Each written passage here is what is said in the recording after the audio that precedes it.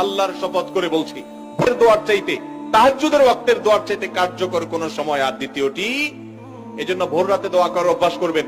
রমজান মাস আসছে, আমি সবসময় বলি, ভাইরে সারা বছর পারেন না ডিউটির জন্য ভোর রাতে ঘুমায় থাকেন, বুঝতে পারি, কিন্তু রমজানে তো সাহরি খাওয়ার জন্য উঠেন।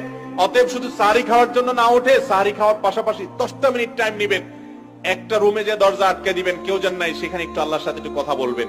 ছাদে চলে যাবেন, মসজিদে চলে যাবেন, নির্জন জায়গায় চলে যাবেন, সাহরি খেয়ে চলে যাবেন, অথবা সাহরি খাওয়ার আগে ওটা করে এসে পরে সাহরি খাবেন। কিন্তু ভোর রাতের দোয়া যেন রমজানে মিস না হয়।